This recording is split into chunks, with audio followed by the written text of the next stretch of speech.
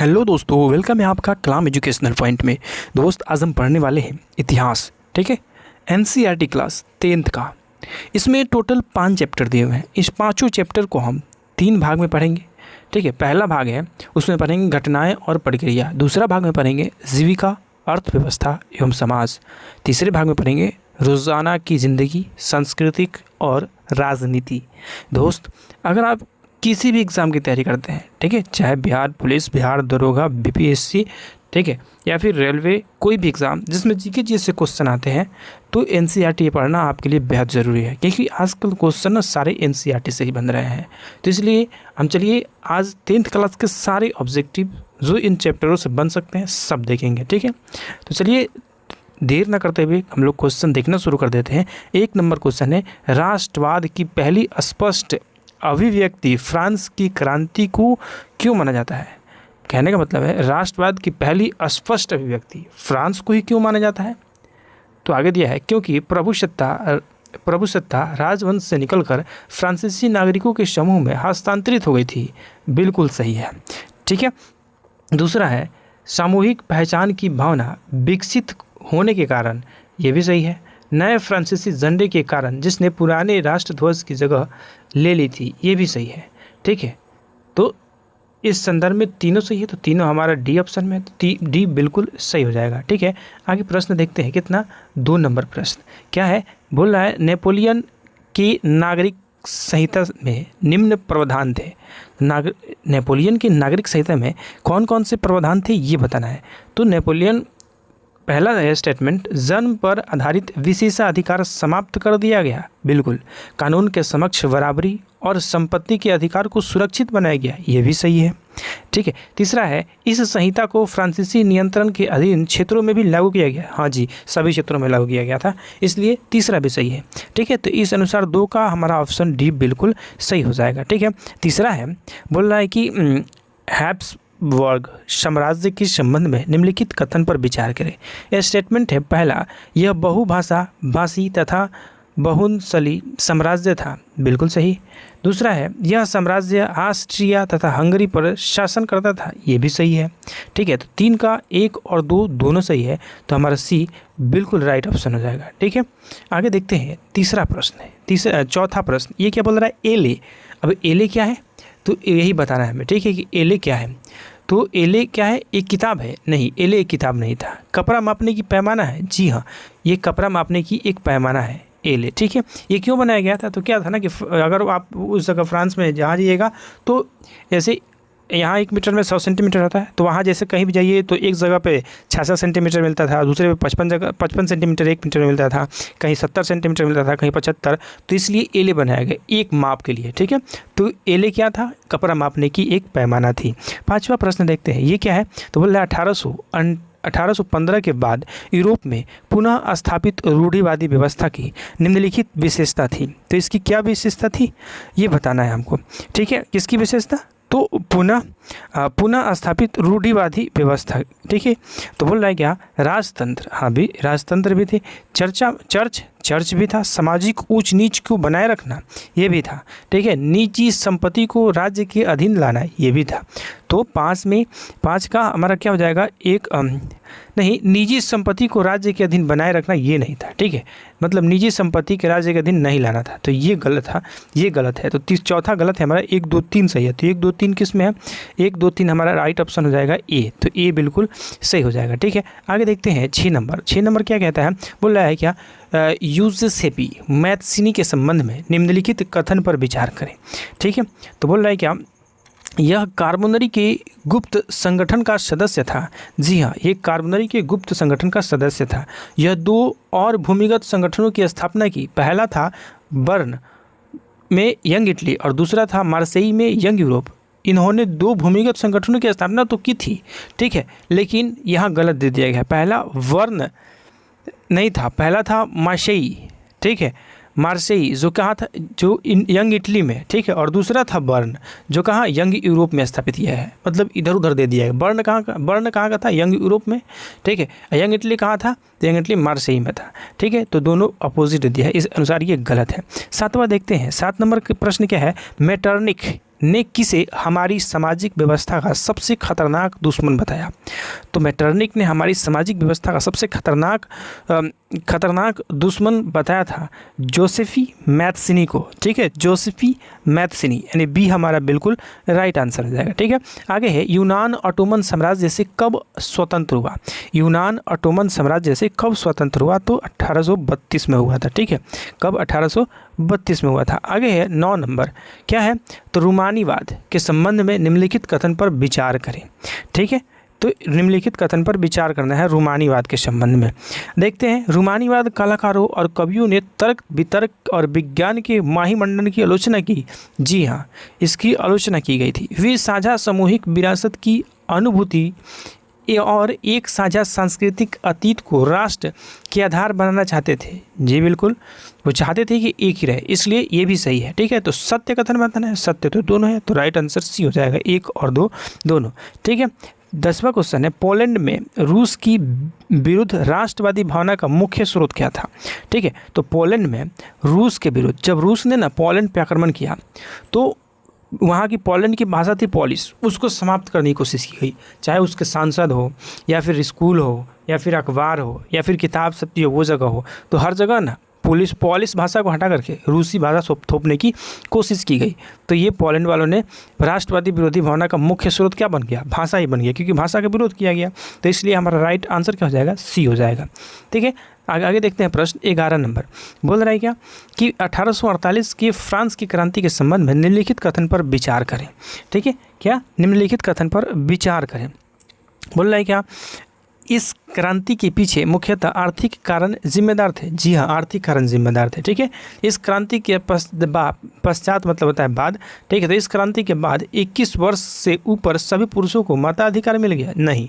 ठीक है, इसके अनुसार नहीं मिल गया था। ठीक है, 21 वर्ष से ऊपर के सभी पुरुषों को मताधिकार मिल गया था, यह भी सही है। ठीक है, आगे देखते हैं, क्या है? राष्ट्रीय सभा को गणतंत्र घोषित कर काम के अधिकार की गारंटी दी गई। तो हाँ, उन्हें काम की अधिकार की गारंटी दी गई थी। तो इस संदर्भ में फ्रांस की क्रांति 1848 के संदर्भ में तीनों वाक्य सही है और सत्य पूछ भी रहा है। तो हम 1, 2, 3 यानी राइट ऑप्शन क्या हो जाएगा? हमारा डी हो जाएगा। ठीक है, आगे देखते हैं 12 नंबर प्रश्न। बोल रहा है सेंट पॉल चर्च में फ्रैंकफर्ट संसद का आयोजन किस वर्ष हुआ था? तो इसका आयोजन किस वर्ष हुआ था ये बताना है। तो इसका आयोजन हुआ था कब? 1848 में। ठीक है, आगे देखते हैं 13 नंबर। जर्मनी के एकीकरण के संबंध में निम्नलिखित कथन पर विचार करें। ठीक है, निम्नलिखित कथन पर विचार करें। आगे की दिया गया, ऑटो वन बिस्मार्क ने ऑस्ट्रिया की सेना और नौकरशाही की मदद से जर्मनी का एकीकरण किया? नहीं, गलत है। ऑस्ट्रिया की सेना नहीं थी। सेना किसकी थी? प्रसा की सेना थी। यहाँ ऑस्ट्रिया की जगह प्रसा होता है तो सही हो जाता, तो ये गलत है। 7 वर्ष के दौरान प्रसा, डेनमार्क और फ्रांस से 3 युद्धों में ऑस्ट्रिया ने जीती हुई और एकीकरण की प्रक्रिया पूरी हुई? नहीं, ये भी गलत है। क्यों गलत है? तो 7 वर्ष के दौरान प्रसा नहीं, प्रसा की जगह होगा ऑस्ट्रिया। ठीक है, तो दौरान ऑस्ट्रिया, डेनमार्क और फ्रांस से 3 युद्धों में फ्रांसा, यहाँ होगा फ्रांसा की जीत हुई और एकीकरण की प्रक्रिया पूरी हुई। ठीक है, तो ऐसे होगा। तो इस संदर्भ में ये भी गलत है, मतलब 1 और 2 दोनों गलत है। अब पूछ रहा है सत्य कौन है, तो जब दोनों गलत है तो सत्य कौन होगा? ना तो 1 और नहीं 2। ठीक है, आगे देखते हैं 14 नंबर प्रश्न। क्या है? इटली के एकीकरण के संबंध में सत्य कथन का चयन करें। इटली के एकीकरण के संबंध में। ठीक है, तो देखते हैं, क्या है? जियुसेप्पी मैत्सिनी क्रांतिकारी आंदोलन के द्वारा इटली के गणराज्य बनाने के प्रयास किया गया? जी बिल्कुल सही है। मंत्री प्रमुख काबूल जो जनतंत्र में विश्वास रखता था, फ्रांस से सार्डिनिया पिवमोट की एक प्रचुर कूटनीतिक से संधि से 1859 में ऑस्ट्रिया बलों को हरा पाने की कामयाब हुआ? तो नहीं, ये गलत है। ठीक है, मंत्री प्रमुख जो काबूल था ना, राजतंत्र में विश्वास नहीं रखता था। ठीक है, तो ये गलत है। आगे देखते हैं हम तीसरा, यूजेसेफी गैरिबाल्डी के नेतृत्व में भारी संख्या में सशस्त्र स्वयंसेवक युद्ध में लिए गए? तो ये भी सही है। ठीक है, तो क्या पूछ रहा था कि सत्य कथन बताएं, और सत्य कौन है? 1 और 3 है। तो 1, 3 किस में है? सी। तो सी हमारा बिल्कुल सही हो जाएगा। ठीक है। आगे है आयरलैंड को ब्रिटेन में कब शामिल किया गया? तो आयरलैंड को ना ब्रिटेन में 1801 में शामिल किया गया था, ठीक है। आगे देखते हैं प्रश्न क्या है, नेपोलियन ने नागरिक संहिता किस वर्ष पारित की थी? तो नेपोलियन ने नागरिक संहिता किस वर्ष पारित की थी ये बताना है। तो कब पारित की थी? तो 1804 में पारित की थी, ठीक है। आगे है 17 नंबर प्रश्न। 17 नंबर प्रश्न क्या बोल रहा है, नेपोलियन के द्वारा यूरोप के अन्य देशों में जीती हुई क्षेत्रों में क्या प्रतिक्रिया हुई थी? तो एक नंबर है फ्रांस में फ्रांसीसी सेनाओं का स्वागत किया गया। तो जी हाँ, ठीक है। नेपोलियन के द्वारा जो यूरोप में अन्य देशों से जीती हुई क्षेत्रों में यही प्रतिक्रिया मिली कि जब वो फ्रांस में गया तो फ्रांस की सेनाओं ने स्वागत किया, ठीक है। और दूसरा है नई प्रशासनिक व्यवस्थाओं के कारण उन्हें फ्रांस का विरोध करना प्रारंभ कर दिया। तो ये भी सही है, ठीक है। इस संदर्भ में तो हमारा सत्य पूछ रहा है, तो सत्य कौन है? 1 और 2 दोनों, यानी सी बिल्कुल सही हो जाएगा, ठीक है। आगे देखते हैं 18 नंबर प्रश्न बोल रहा है जाल्वेन राइन के संदर्भ में निम्नलिखित कथन पर विचार करें। क्या?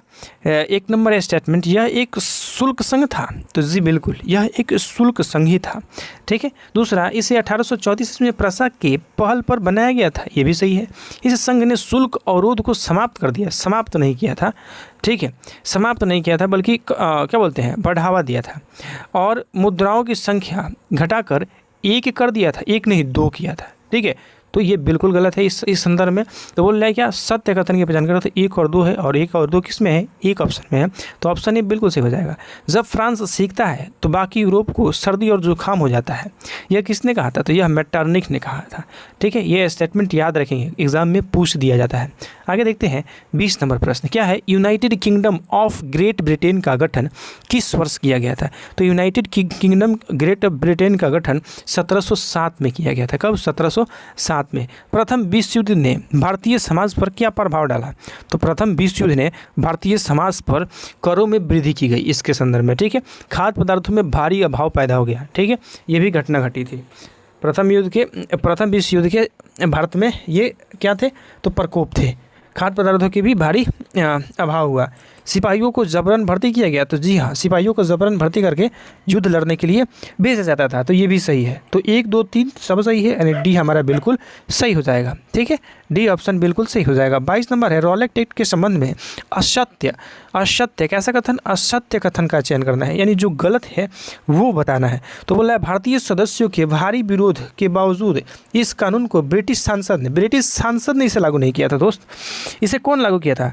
तो इसे ब्रिटिश सांसद ने लागू नहीं किया था, इंपीरियल लॉजिस्लेटिव काउंसिल ने लागू किया था, ब्रिटिश सांसद ने लागू नहीं किया था, ठीक है। तो इस संदर्भ में ये गलत है और असत्य ही पूछ रहा है, तो ये हमारा बिल्कुल सही हो जाएगा। आगे देख लेते हैं बी क्या बोल रहा है। गांधी जी ने 1919 में प्रस्तावित रॉलेट एक्ट के खिलाफ एक राष्ट्रव्यापी सत्याग्रह आंदोलन चलाने का फैसला लिया था। जी बिल्कुल।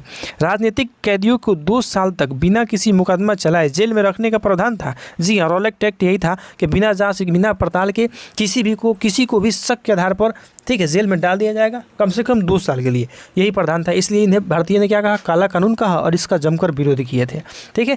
तो डी ऑप्शन है, जनता के द्वारा रैलियों और हड़ताल कर इस कानून का विरोध किया गया। तो हाँ, इसका विरोध खड़ा विरोध किया गया, विरोध नहीं कड़ा विरोध, ठीक है।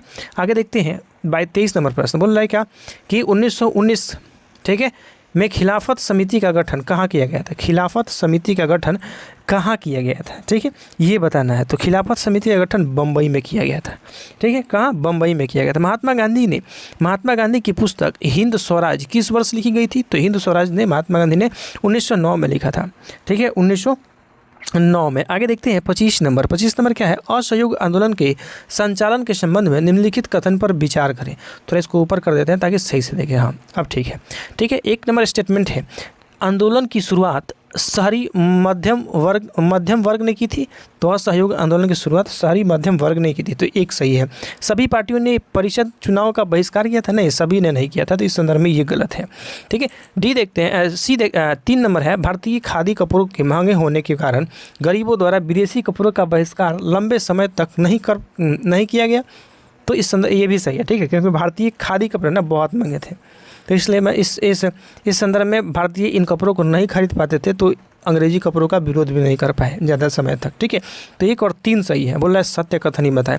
तो 1 और 3 किस में है? सी ऑप्शन में है, तो सी हमारा बिल्कुल सही हो जाएगा, ठीक है। आगे देखते हैं क्या है 26 नंबर प्रश्न बोल रहा है, अवध किसान सभा का गठन से संबंधित निम्नलिखित कथन पर विचार करें, ठीक है। कथन क्या है, तो कथन ए कहता है इसका गठन अक्टूबर 1920 में किया गया। जी हाँ, अवध किसान सभा का गठन 1920 में किया गया था, महीना था अक्टूबर। ठीक है, जवाहरलाल नेहरू, बाबा रामचंद्र एवं कुछ अन्य लोगों के नेतृत्व में इसका गठन हुआ, तो ये भी सही है। असहयोग आंदोलन के समय कांग्रेस नेताओं ने अवध किसान संघर्ष को इस आंदोलन में शामिल करने का प्रयास किया, तो जी हाँ, ये भी सही है।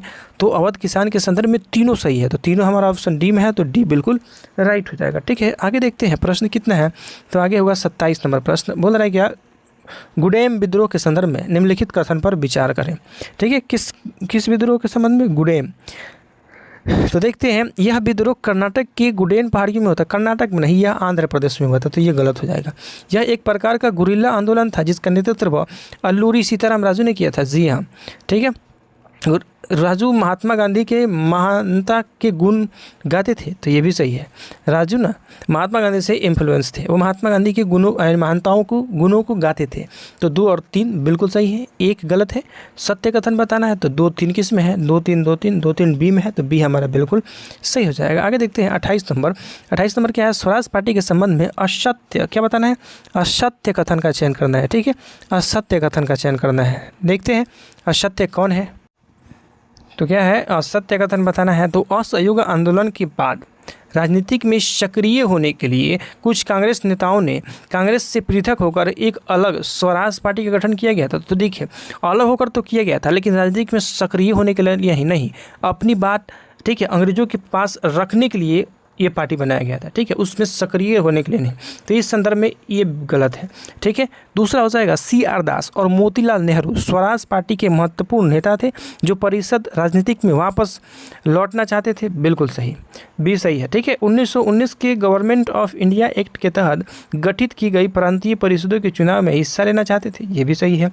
स्वराज पार्टी का लक्ष्य परिषदों में रहते हुए ब्रिटिश नीतियों का विरोध करना था।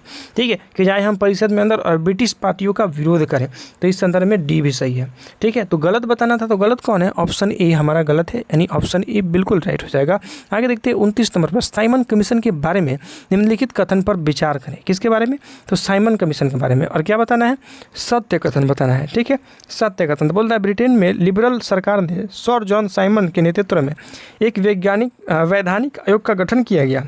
ठीक है, तो लिबरल सरकार नहीं थी, लिबरल सरकार नहीं थी। ठीक है, तो इस संदर्भ में ये गलत हो जाएगा। अब कौन किसकी सरकार थी, तो नई टोरी सरकार थी, लिबरल सरकार नहीं थी, क्या थी, नई टोरी सरकार। ठीक है, तो इसका आंसर ये गलत है। दूसरा देखते हैं, इसका मुख्य उद्देश्य भारत में संवैधानिक व्यवस्था की कार्यशैली का अध्ययन करना था तथा उसके बारे में सुझाव देना था। जी हाँ, भारत में इसके विरोध को देखते हुए वायसराय इरविन ने भारत के लिए डोमिनियन स्टेट का ऐलान किया, ये भी सही है। सत्य बताना है तो 1 तो गलत है, 2 3 सही है, तो 2 3 बी में है, तो बी हमारा राइट ऑप्शन होगा। ठीक है, आगे देखते हैं 30 नंबर प्रश्न। बोल रहा है क्या, सविनय अवज्ञा आंदोलन को वापस लेते हुए गांधी जी ने इरविन के साथ कब समझौते पर हस्ताक्षर किया था। तो गांधी जी ने कब समझौते पर हस्ताक्षर किए, ये पूछ रहा है। तो 5 मार्च 1931 को, यहाँ 5 फरवरी है, 5 अप्रैल है, 5 जून है, 5 मार्च इसमें, तो 5 जून यानी बी हमारा बिल्कुल सही हो जाएगा। आगे देखते हैं 31 नंबर प्रश्न क्या है, बोल रहा है भारा विरोधी आंदोलन के बारे में निम्नलिखित कथन पर विचार करें। ठीक है, आगे देखते हैं क्या है कथन। तो बोल रहा है यह आंदोलन छोटे किसानों द्वारा जो जमींदारों से पट्टे पर ज़मीन लेकर खेती कर रहे थे उन्होंने किया था। तो जी हाँ, जमींदारों को भाड़ा चुकाने में माफ़ी के लिए प्रारंभ किए गए इस आंदोलन का नेतृत्व समाजवादियों और कम्युनिस्टों ने किया, ये भी सही है। कांग्रेस ने खुलकर भाड़ा विरोधी आंदोलन का समर्थन किया था, नहीं, कांग्रेस ने इसका समर्थन खुलकर नहीं किया था, तो इस संदर्भ में ये गलत है। बोल रहा है सत्य कथन बताएं, तो 1 और 2 सत्य हैं, तो 1 और 2 ए ऑप्शन में है, तो ये हमारा बिल्कुल सही हो जाएगा। ठीक है, 32 नंबर प्रश्न क्या है, बोल रहा है भारतीय वाणिज्य एवं उद्योग परिसंघ ठीक है, federation of India chamber of commerce and industry FICCI का गठन कब किया गया। ठीक है, तो इसका गठन कब किया गया ये बताया। इसका गठन ना 1927 में हुआ था। ठीक है, अब देखते हैं ऑप्शन में 1927 है कि नहीं है। ठीक है, ये तो 1920 है, नहीं होगा, 1925 नहीं होगा, 45 नहीं होगा, तो क्या होगा, सी ऑप्शन बिल्कुल सही हो जाएगा। ठीक है, सी ऑप्शन बिल्कुल सही हो जाएगा। आगे देखते हैं 33 नंबर प्रश्न क्या है, राष्ट्रीय आंदोलन में महिलाओं की भागीदारी से संबंधित निम्नलिखित कथन पर विचार करें। ठीक है, निम्नलिखित कथन पर विचार करें और असत्य कथन का चयन करना है, गलत कथन का। देखते हैं, गांधी जी के आह्वान के बाद राष्ट्रीय आंदोलन में महिलाओं की भागीदारी बढ़ी। जी हाँ, बिल्कुल बढ़ी। ठीक है, तो गांधी जी का मानना था कि घर चलाना, चूल्हा चौका संभालना, अच्छी माँ और अच्छी पत्नी की भूमिकाओं का निर्वहन करना ही औरत की असल कर्तव्य है। जी हाँ, ये गांधी जी का मत था। ठीक है, आगे देखते हैं क्या है तीसरा कथन। तो बोल रहे कांग्रेस औरतों की महत्वपूर्ण जगह देने में हिचकिचाती थी। तो ये भी सही है। ठीक है, क्योंकि औरतें उस टाइम ना अधिकतर ऐसे कार्यशील कामों में भाग नहीं लेती थी। इस समय कांग्रेस क्या होती थी, इसी वजह से कांग्रेस हिचकिचाती थी। तो तीसरा भी सही है। तो बोल रहा है क्या, असत्य कथन बताया। तो असत्य तो कोई नहीं है, तो उपरोक्त में से कोई नहीं, यानी डी बिल्कुल राइट आंसर हो जाएगा। आगे देखते हैं क्या है 34 नंबर। बोल रहा है डॉक्टर अंबेडकर ने किस वर्ष दलितों के लिए दलित वर्ग एसोसिएशन का गठन किया था। तो 1930 में किया था। दलित वर्ग एसोसिएशन का गठन कब किया गया, तो 1930 में किया गया। ठीक है, आगे देखते हैं 35 नंबर प्रश्न। सन्यासी रूपी भारत माता की विख्यात छवि को सर्वप्रथम किसने चित्रित किया था। तो सर्वप्रथम इसका चित्रण अविन्द्रनाथ टैगोर ने किया था। कौन,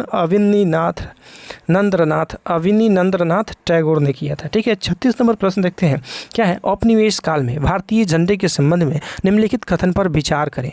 ठीक है, क्या करना है, निम्नलिखित कथन पर विचार करना है। तो देखते हैं, बंगाल में स्वदेशी आंदोलन के दौरान तिरंगा झंडा में हरा, पीला और लाल रंग था। तो बिल्कुल सही है, स्वदेशी आंदोलन बंगाल में चला था। कब, 1905 में। उस समय कौन था, तो उस समय क्या हुआ था, तो उस समय ना बंगाल का विभाजन हो गया था। बंगाल को दो भाग में बांट दिया गया था, पूर्वी बंगाल और पश्चिमी बंगाल। ठीक है, पश्चिम बंगाल और पूर्वी बंगाल में बांटा गया था। ठीक है, तो इसी का विरोध किया था। उसके विरोध में ही क्या चला था, स्वदेशी आंदोलन चलाया गया था 1905 में। ठीक है, तो ये सही है। और बोल रहा है क्या, दूसरा स्टेटमेंट है 1921 तक गांधी जी ने स्वराज झंडा तैयार कर लिया था और यह भी तिरंगा सफ़ेद, हरा और लाल ही था। तो ये भी सही है। ठीक है, तो 36 में दोनों कथन सही है। पूछ रहा है असत्य कौन है, तो कोई गलत नहीं है भाई। तो डी हमारा सही होगा। ए और न तो ए और न ही बी, दू ना तो एक और ना दू होगा। ठीक है, अब बोल रहा है भारत छोड़ो आंदोलन का प्रस्ताव किस बैठक में पारित हुआ था। तो यह कब पारित हुआ था, ये बताना है। ठीक है, भारत छोड़ो आंदोलन, तो ये वर्धा आंदोलन के दौरान, नहीं, भारत छोड़ो आंदोलन प्रस्ताव वर्धा में बैठक में पारित हुआ था, वर्धा बैठक में। ठीक है, तो बी हमारा बिल्कुल सही हो जाएगा। गिरमिटिया मजदूरों को सबसे ज़्यादा कहाँ भेजा जाता था।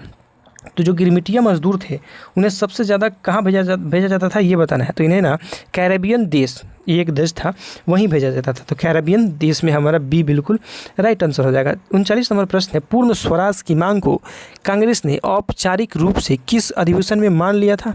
तो पूर्ण स्वराज की मांग को कांग्रेस ने किस अधिवेशन में माना था, तो लाहौर अधिवेशन में। ठीक है, लाहौर अधिवेशन में मान लिया था। ये कब हुआ था, तो ये 1929 में हुआ था। इसकी अध्यक्षता किसने की थी, तो जवाहरलाल नेहरू ने की थी। ठीक है, आगे देखते हैं 40 नंबर प्रश्न। बोल रहा है ब्रिटेन वुड्स समझौता किस वर्ष हुआ। तो ये किस वर्ष हुआ, 1944 में हुआ था। ठीक है, यानी ए हमारा बिल्कुल सही हो जाएगा। आगे देखते हैं 41 नंबर क्वेश्चन। बोल रहा है क्या, 41 नंबर, दांडी मार्च के संबंध में निम्नलिखित कथन पर विचार कीजिए। दांडी मार्च से पहले गांधी जी ने 11 सूत्री मांग इरविन के सामने रखी थी। जी हाँ, इसी 11 सूत्री मांग को रखा था, इरविन ने नहीं माना था, तो गांधी जी ने दांडी मार्च शुरू कर दिया था। ठीक है, अहमदाबाद से दांडी तक का सफ़र 24 दिन का चला। जी हाँ, ये 24 दिन का ही चला था। ठीक है, आगे है तीसरा, 6 अप्रैल 1931 नहीं था, 1930 था। तो इस संदर्भ में पहले ये गलत हो जाएगा। ठीक है, तो ये गलत है। 6 क्या लिखा है, पूरा पढ़ लेते हैं। 6 अप्रैल 1931 को उन्होंने दांडी के समुद्र तट पर नमक कानून का उल्लंघन किया। नहीं, 30 था। ठीक है, तो तीसरा गलत है। पूछ रहा है क्या, सत्य कथन बताना है ना, संबंध में निम्नलिखित कथन विचार करें, मतलब सत्य बताना है। तो 1 और 2 यानी बी बिल्कुल राइट आंसर हो जाएगा हमारा। ठीक है, आगे देखते हैं 42 नंबर। निम्नलिखित में से कौन सा कथन महात्मा गांधी द्वारा परिकल्पित सत्याग्रह के वास्तव सार को सर्वोत्तम रूप से व्यक्त करता है। ठीक है, तो कौन सर्वोत्तम रूप से व्यक्त करता है, ये बताना है हमको। ठीक है, तो देखते हैं, ऑप्शन पढ़ते हैं। यह एक राजनीतिक एवं युक्तिपूर्ण समझौता है जिसे पारंपरिक सैन्य संस्थानों की कमी के कारण कमजोर पक्ष अपनाया जाता था। नहीं, ऐसा नहीं था। ठीक है, दूसरा, यह प्रतिरोध एक निष्क्रिय निष्क्रिय रूप से है जिसका उद्देश्य विरोधी एवं राजनीतिक रूप से क्या अलग अलग करना एवं उसे धार्मिक संकट में डालना था। ये भी गलत है, धार्मिक संकट में डालना नहीं था। ठीक है, तो तीसरा देखते हैं, यह सत्य और प्रेम से प्रेरित था। ठीक है, गांधी जी वाला है तो सत्य और प्रेम से ही होगा, तो ये बिल्कुल है। और नैतिक आत्मा शक्ति है जो शारीरिक आक्रामकता और दुर्भावना से पूरी तरह भिन्न है, ये सही है। ठीक है, तो हमारा सी बिल्कुल राइट ऑप्शन हो जाएगा। ठीक है, तो आगे देखते हैं 43 नंबर प्रश्न। बोल रहा है खिलाफत के साथ असहयोग आंदोलन चलाने का प्रस्ताव किस अधिवेशन में स्वीकारा गया था? तो ये किस अधिवेशन में स्वीकारा गया था, तो ये बताना है हमको। ठीक है, तो ये कलकत्ता के अधिवेशन में स्वीकारा गया था। ठीक है, कलकत्ता अधिवेशन में इसको स्वीकारा गया था। ठीक है, आगे देखते हैं 44 नंबर प्रश्न। 44 नंबर प्रश्न क्या बोल रहा है? बारदौली सत्याग्रह के संबंध में निम्नलिखित कथन पर विचार करें। ठीक है, तो यह वर्ष 1928 में गुजरात में हुआ। यह एक किसान आंदोलन था। जी हाँ, यह एक किसान आंदोलन था और गुजरात में हुआ था। इसका नेतृत्व हुआ सरदार वल्लभ भाई पटेल ने किया था। जी हाँ, बिल्कुल। और वल्लभ भाई पटेल को ना सरदार की उपाधि इसी आंदोलन में मिला था। गांधी जी के कहने पर बारदौली की महिलाओं ने ही वल्लभ भाई पटेल को सर्वप्रथम सरदार कहा था। ठीक है, तो 1 और 2 दोनों सही है, तो हमारा सी बिल्कुल राइट हो जाएगा। ठीक है, आगे देखते हैं 45 नंबर प्रश्न क्या है। तो 45 नंबर प्रश्न है, बोल रहा है कि बंधुआ मजदूरी के संबंध में निम्नलिखित में से कौन सा विकल्प सही है? बंधुआ मजदूर के संबंध में, ठीक है, कौन सा विकल्प सही है? मतलब 1 सही है और 3 गलत है। बोल रहा है दूर दराज से क्षेत्र में कृषि उपज को संभालने के लिए प्रति घंटा के आधार पर काम पर रखा गया और वेतन भोगी मजदूर थे। तो नहीं, ऐसा नहीं था। ठीक है, वो काम के आधार पर वेतन भोगी ऐसा नहीं था। ठीक है, तो आगे बी ऑप्शन है, एक बंधुआ मजदूर जो किसी नए देश या घर तक पहुंचने का किराया चुकाने के लिए एक निश्चित समय तक किसी नियोक्ता के लिए काम करने के अनुबंध के तहत होता था। जी हाँ, मतलब किसी काम के बदले कोई काम करता था, कोई निश्चित वेतन नहीं दी जाती थी, इसे ही बंधुआ मजदूर कहा गया। तो इस संदर्भ में बी हमारा बिल्कुल सही हो जाएगा। ठीक है, बी बिल्कुल सही है। देखते हैं क्वेश्चन नंबर 46 नंबर क्या कहता है।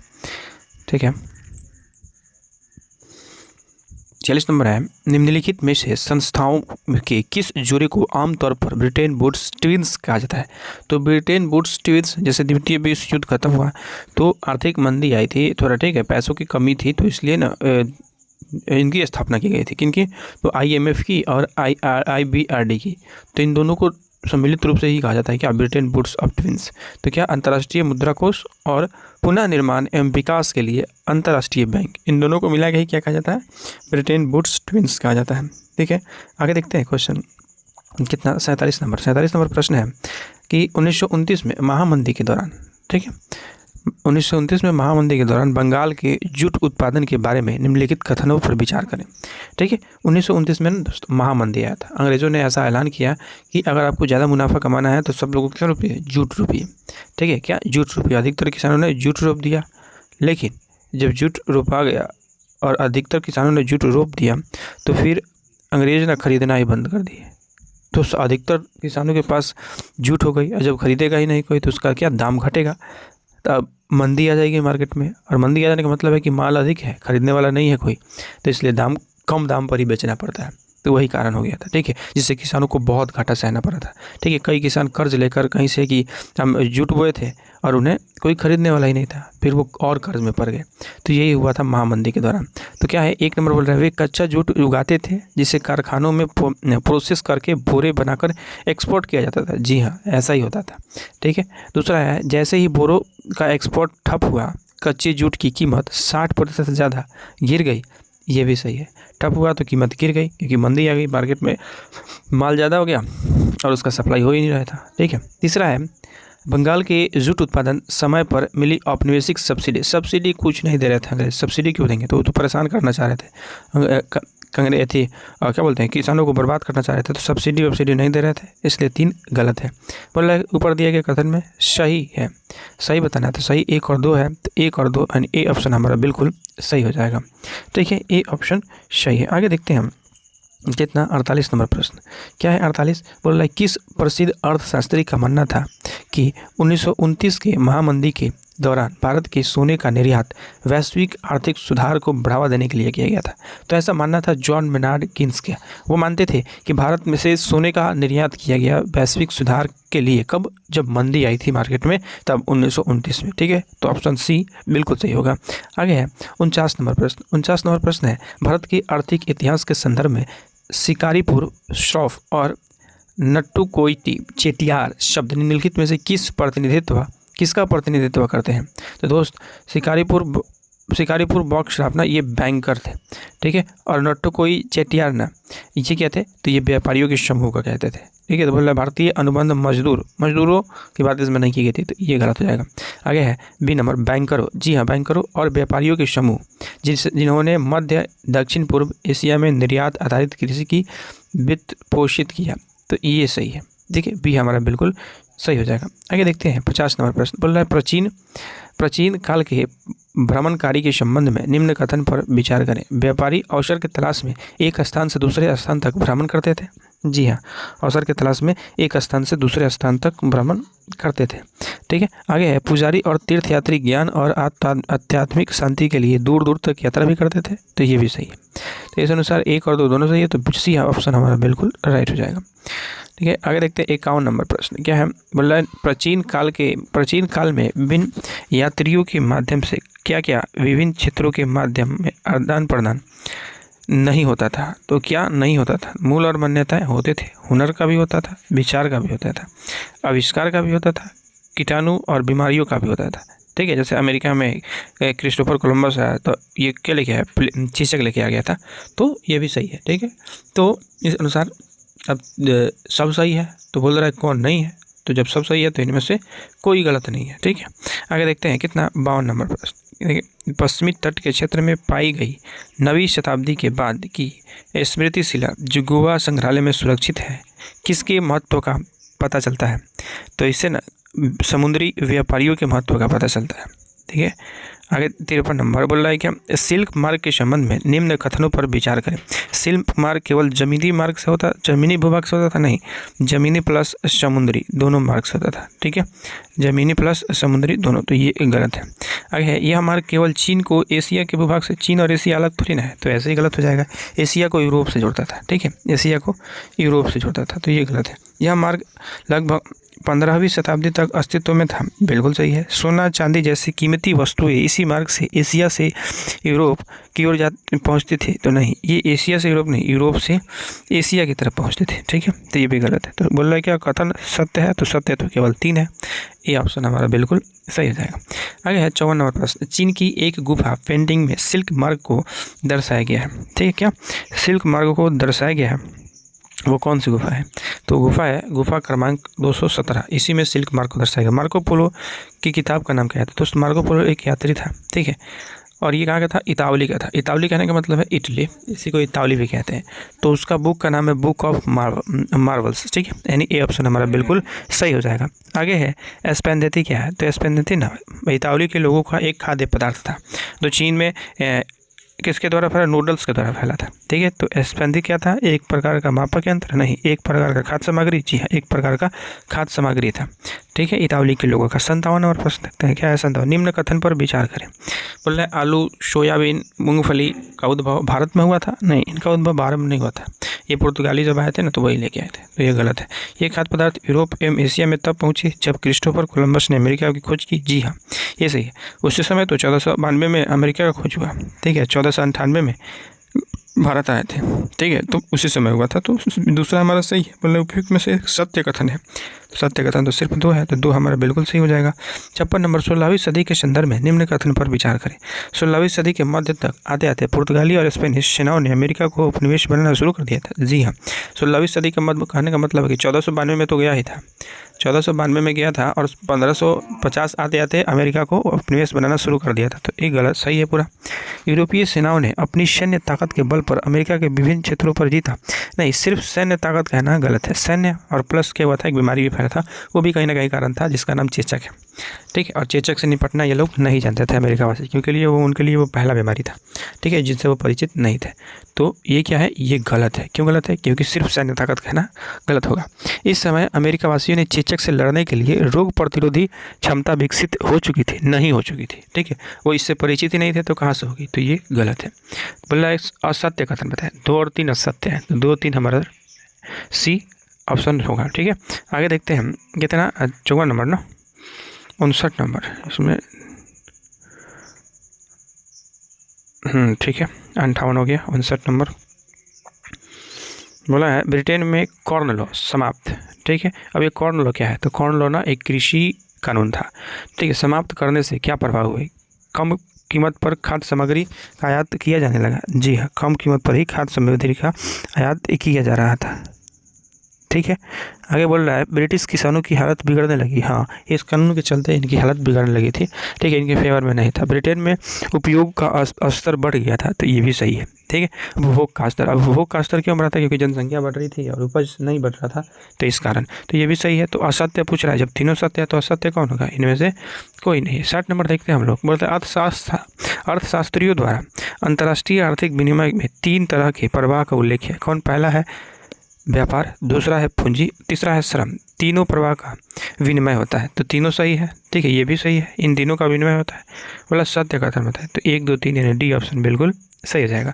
आगे देखते हैं 61 नंबर। बोल रहा है क्या? यूरोपीय ताकतों द्वारा अफ्रीका का विभाजन लकीर खींचकर किया गया। ठीक है, क्या लकीर खींचकर किया गया? इस संबंध में निम्नलिखित कथन पर विचार करें। इस संबंध में बैठक 1885 में हुई थी। जी हाँ। इस बैठक में बर्लिन में किया गया, तो जी हाँ, ये बैठक बर्लिन में हुआ था। अफ्रीका के इस विभाजन से कई जनजातीय इलाके को असमान रूप से विभाजित कर दिया गया था। ये भी सही है। ठीक है, क्योंकि एक जगह बैठ के करना में ये हो जाता है, ये भी सही है। सत्य बोल रहा है, तो 1, 2, 3 यानी डी ऑप्शन हमारा बिल्कुल राइट हो जाएगा। आगे देखते हैं हम लोग कितना 62 नंबर प्रश्न बोल रहा है यूरोपीय समृद्धि में बीमारियों को पृथ्वी किस प्रकार हो रही है? यूरोपीय समृद्धि में बीमारियों की भूमिका किस प्रकार से हो रही है? किस प्रकार से रही है, तो ये बताना है। ठीक है, क्या किस प्रकार से रही है?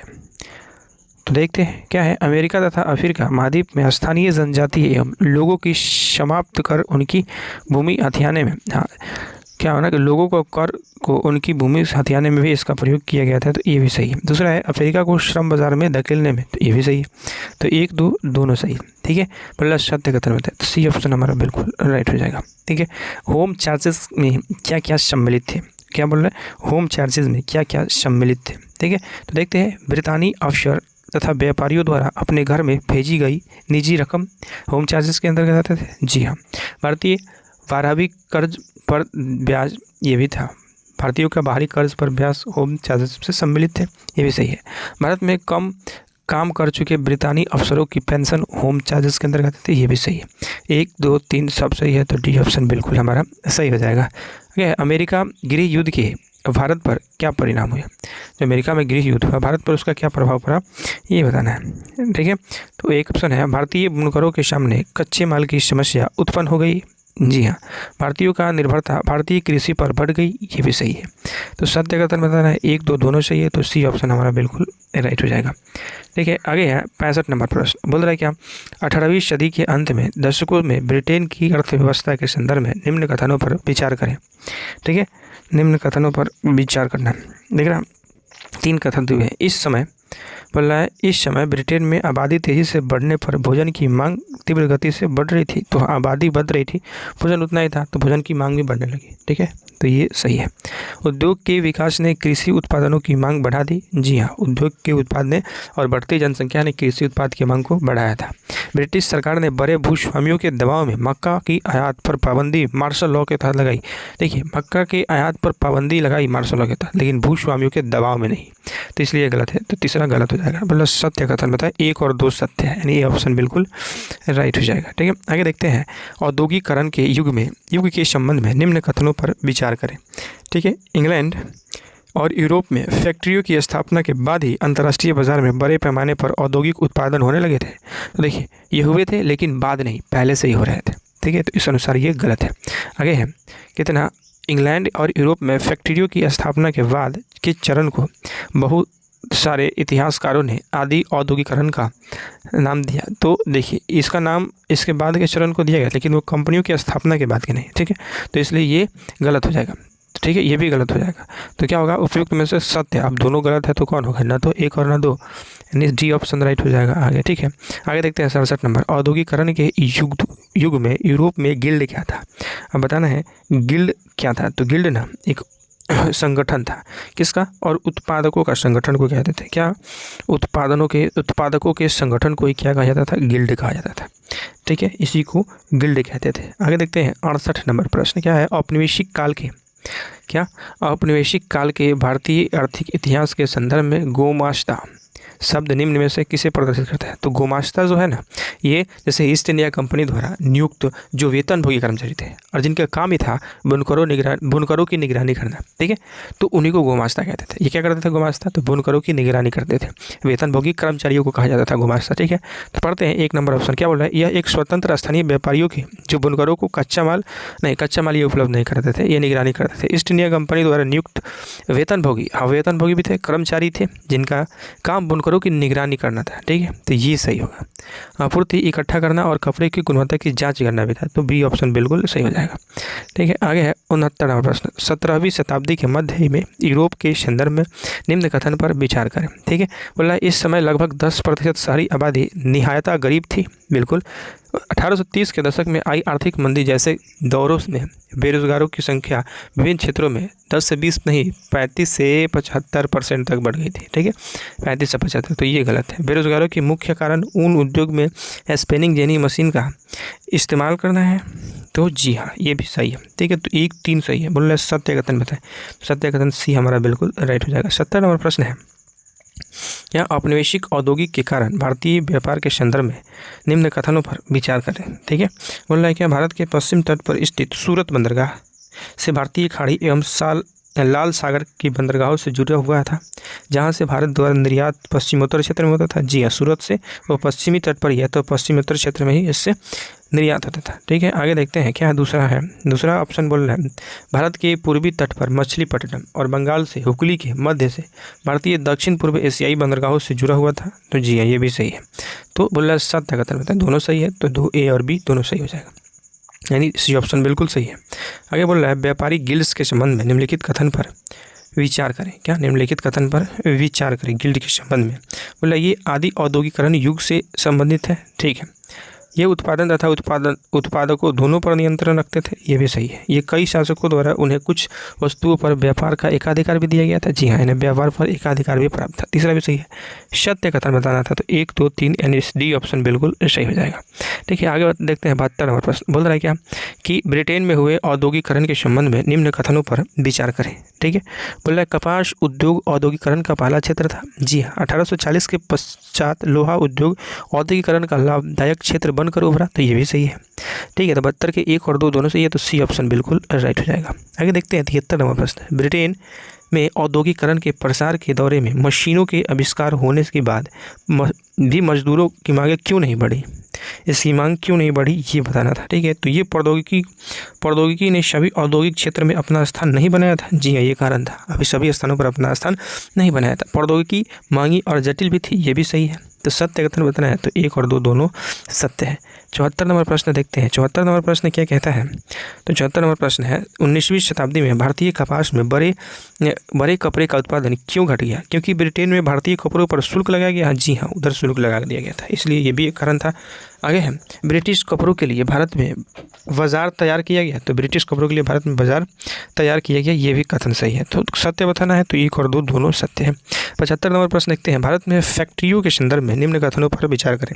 इसके संबंध में फैक्ट्रियों के संबंध में बोल रहा है देश की पहली जूट मिल 1855 में बंगाल में खुली थी, जी हाँ बंगाल के रिसरा में खोला गया था। कपड़े मिल अहमदाबाद में मुंबई में 1854 में खुली थी, ये भी सही है। 1874 मद्रास में पहली कटाई और बुनाई मिल खुली थी, ये भी सही है, ठीक है। तो कटाई बुनाई मिल कहाँ खुली थी, मद्रास में, कब 1874 में। कपड़े मिल अहमदाबाद में खुली गई थी, कब 1854 में। और देश में पहली जूट मिल 1855 में बंगाल में खोली गई थी। तीनों सही है, तो 1 2 3 यानी डी ऑप्शन हमारा बिल्कुल राइट हो जाएगा, ठीक है। आगे देखते हैं 76 नंबर प्रश्न क्या है। इंक्वाजिशन क्या थी, क्या इंक्विजिशन क्या थी दोस्त, ये ना इंक्वाजिशन क्या थी ये बताना है। तो ये क्या थी, तो ये थी एक रोमन कैथोलिक संस्था, क्या रोमन कैथोलिक संस्था, ठीक है। यह एक रोमन कैथोलिक संस्था थी, मतलब ए ऑप्शन हमारा बिल्कुल सही हो जाएगा। आगे है 77 नंबर प्रश्न। बोल रहा है क्या छाप खाना प्रगति के सबसे ताकतवर औजार है, इससे बन रही जनमत की आंधी से निरंकुशवाद उड़ जाएगा, यह किसने कहा था, ठीक है। तो यह कथन कहा था लुई सेबेस्टियर मार्शिए, ठीक है, इसी ने कहा था, लुई सेबेस्टियर मार्शिए इसी ने कहा था, ठीक है। आगे देखते हैं कालक्रम का निर्धारण करें, ठीक है। कालक्रम का निर्धारण करना है, पहले कौन हुआ ये बताना है, ठीक है। देखते हैं पहले कौन हुआ था कालक्रम के निर्धारण में। तो सबसे पहले ना क्या बोल रहा है, कालक्रम का निर्धारण करें। प्रेस का निर्माण हेतु होने लगा, बेलनाकार प्रेस का आविष्कार होने लगा, ऑफसेट प्रेस का निर्माण होने लगा, बिजली से चलने वाले प्रेस का निर्माण। तो देखिए बिजली से चलने वाले प्रेस का निर्माण सबसे लास्ट में होगा, तो डी 4 सबसे लास्ट में। तो ये गलत है, ये भी गलत है, ठीक है। 4 सबसे लास्ट में। प्रेस निर्माण धातु होने लगे, तो ये सबसे पहले होना चाहिए। तो 1 सबसे पहले इसमें भी है, इसमें भी है, 4 लास्ट में है, 4 लास्ट में। अब देखिए बेलनाकार प्रेस का आविष्कार दूसरे नंबर पर होगा, ठीक है, तो अब इसको होगा। ऑफसेट प्रेस का निर्माण तीसरे नंबर पर होगा, सबसे अंत में होगा बिजली से चलने वाले प्रेस का निर्माण, तो डी। तो ये ऑप्शन हमारा बिल्कुल राइट हो जाएगा, ठीक है। आगे देखते हैं तुलसीदास की 16वीं सदी की किताब रामचरितमानस का पहला मुद्रित संस्करण किस वर्ष प्रकाशित हुआ। तो पहला मुद्रित संस्करण ना इनका 1810 में प्रकाशित हुआ था। कब, डी ऑप्शन सही हो जाएगा। स्त्री धर्म विचारक नामक पुस्तक किसने लिखी थी। तो स्त्री धर्म नामक विचारक पुस्तक राम चड्ढा ने लिखी थी। किसने, राम चड्ढा ने। स्त्री धर्म विचारक पुस्तक राम चड्ढा ने लिखी थी, ठीक है। आगे देखते हैं एकार्डियन शैली के संबंध में निम्नलिखित कथनों पर विचार करें, ठीक है। एकार्डियन के संबंध में निम्नलिखित कथनों पर विचार करना है। बोला एकार्डियन शैली सर्वप्रथम पारंपरिक यूरोप किताबें बनाई गई, नहीं ये पारंपरिक किताबें नहीं बनी, गलत है ये। किताबों का सुलेखन खुशनवीशी करने वाले लोग करते थे, ये सही है, ठीक है। सत्य कथन बताना है तो सत्य कथन बी ऑप्शन हमारा बिल्कुल राइट हो जाएगा, ठीक है। जापान में मुद्रण के संबंध में निम्नलिखित कथनों पर विचार करें, ठीक है। तो जापान में क्या मुद्रण के संबंध में बोल रहा है कि कोरियाई बौद्ध प्रचारक 768 से 770 ईस्वी के आसपास छपाई तकनीक लेकर जापान आए थे, तो नहीं, ठीक है, ये गलत है। जापान की सबसे पुरानी पुस्तक 1868 ईस्वी में छपी डायमंड सूत्र है, तो जी हाँ। तो ये क्या हुआ ना कि 770 से 880 के बीच आए थे ना, कि इतने, तभी ना 868 में ये छपा था, ठीक है। तो ये हमारा सही हो जाएगा दूसरा। सत्य कथन बताना तो बी ऑप्शन बिल्कुल राइट हो जाएगा। देखिए यूरोप में मुद्रण के संबंध में, ठीक है, मुद्रण के संबंध में निम्नलिखित कथन पर विचार करें। मुद्रण के संबंध में तो क्या था यूरोप में, तो देखते हैं वे 12वीं सदी में चीनी कागज यूरोप पहुंचा था, नहीं 12वीं सदी में नहीं पहुंचा था, इससे पहले ही पहुंच गया था। चीनी के वुड्सलॉक वाली छपाई तकनीक मार्को पोलो द्वारा 1912 में इटली पहुंची, जी हाँ ये सही है। तो कथन सत्य है, तो दूसरा सत्य है, ठीक है। आगे देखते हैं कितना 85 नंबर प्रश्न, नहीं 84 नंबर। मुद्रण ईश्वर की दी हुई महानतम देन है, सबसे बड़ा तोहफा, यह किसने कहा था। तो यह कहा था मार्टिन लूथर किंग ने। किसने, मार्टिन लूथर किंग ने कहा था, ठीक है। आगे देखते हैं कितना बिब्लियोथिक ब्लू के संबंध में निम्नलिखित कथन पर विचार करें, ठीक है। तो क्या था निम्नलिखित, ये मुद्रण तकनीक फ्रांस में प्रचलित थी, जी हाँ। बिब्लियोथिक ब्लू कहाँ प्रचलित थी, तो फ्रांस में प्रचलित थी। यह सस्ते कागज़ पर छपी नीले जिल्द में बंधी छोटी किताबें हुआ करती थी, जी ये भी सत्य है। तो सत्य बताना है तो 1 और 2 यानी सी ऑप्शन बिल्कुल सही हो जाएगा। आगे देखते हैं मुद्रण संस्कृति ने फ्रांस की क्रांति के लिए किस किस प्रकार का अनुकूल परिस्थितियाँ बनाई, ठीक है। किस किस प्रकार का अनुकूल स्थितियाँ बनाई ये बताना है। तो चिंतकों के विचार का प्रसार कर, ये भी सही है। वाद विवाद संवाद की संस्कृति को जन्म देकर, ये भी सही है। सामाजिक व्यवस्थाओं को लेकर बड़े सवाल खड़े कर दिए, ये भी सही है। सत्य कथन बताना है, जब 1 2 3 सब सत्य है तो डी हमारा बिल्कुल सही हो जाएगा। आगे बंगाल बजट, 87 नंबर प्रश्न बोल रहा है बंगाल गजट के संबंध में निम्नलिखित कथनों पर विचार करें। सर्वप्रथम बार इसे जेम्स अंगस्टा हिक्की द्वारा प्रकाशित किया गया था, जी हाँ। 1780 में प्रकाशित होने वाला यह मासिक नहीं साप्ताहिक था, ठीक है, साप्ताहिक अखबार था, ठीक है। तो साप्ताहिक होगा तो सही होगा, तो ये गलत है। सत्य कथन बताना है तो सत्य कथन केवल 1 है, यानी ए ऑप्शन बिल्कुल सही हो जाएगा। आगे देखते हैं संवाद कौमुदी के संबंध में निम्नलिखित कथनों पर विचार करें। किसके संबंध में, संवाद कौमुदी के संबंध में, ठीक है। तो बोल रहा है क्या इसका प्रकाशन राजा राम मोहन राय ने 1818 में किया था, तो नहीं ये गलत है। 1818 में नहीं 1821 में प्रकाशित किया गया, ठीक है। इस पत्रिका के द्वारा उन्होंने सती प्रथा का समर्थन नहीं विरोध किया था, ठीक है, कि सती प्रथा नहीं होनी चाहिए, ठीक है। तो राजा राम मोहन राय का मानना था, तो ये भी गलत है। सत्य कथन बताना है, ना तो 1 ना 2 कोई सत्य नहीं है, ठीक है। आगे देखते हैं अमर जीवन नामक पुस्तक के संबंध में निम्नलिखित कथन पर विचार करें, ठीक है। निम्नलिखित कथन पर विचार करें। बोला रस सुंदरी देवी द्वारा लिखित बंगाली भाषा में प्रकाशित होने वाली पहली संपूर्ण आत्मा कहानी थी, जी हाँ। ये अमर जीवन रस सुंदरी द्वारा ही लिखी गई थी, ठीक है। दूसरा 1876 में प्रकाशित हुई यह पुस्तक महिलाओं के जीवन और उनके शिक्षा के संघर्ष को दर्शाता है, ये भी सही है। सत्य कथन बताना है, 1 और 2 दोनों होगा। आगे देखते हैं 90 नंबर प्रश्न, क्या वर्नाकुलर प्रेस एक्ट के संबंध में निम्नलिखित कथन पर विचार करें। वर्नाकुलर प्रेस एक्ट के संबंध में तो क्या है, 1 नंबर स्टेटमेंट बोल रहा है कि ब्रिटिश प्रेस कानून के तर्ज पर 1877 में इसे लागू किया गया था। देखिए 1878 में तो लागू किया गया था, लेकिन ब्रिटिश प्रेस कानून के तर्ज पर नहीं लागू किया गया था, तो ये गलत है। इसे सरकार ने किसी भी प्रेस में छापी रपट एवं संवादी को सेंसर करने का व्यापक हक दिया, तो नहीं, किसी भी नहीं, जो देसी भाषा में छपते थे, ठीक है, जो अंग्रेजी में छपते थे उन्हें छूट था, ठीक है। तो सत्य कथन बताना, दोनों गलत है, तो सत्य कथन कौन होगा, ना तो 1 और ना 2, यानी डी ऑप्शन बिल्कुल सही हो जाएगा। तो दोस्त ये थी 10वीं क्लास की हिस्ट्री से संबंधित जितने प्रश्न बन सकते हैं ना, उन सारे प्रश्नों को हम देखें, ठीक है। आगे करेंगे हम कल 11वीं क्लास की हिस्ट्री का, ठीक है, फिर 12वीं क्लास, फिर वैसे ही भूगोल करेंगे, फिर पॉलिटी करेंगे, फिर साइंस भी करेंगे, ठीक है दोस्त। चलिए मिलते हैं अगले वीडियो में, धन्यवाद।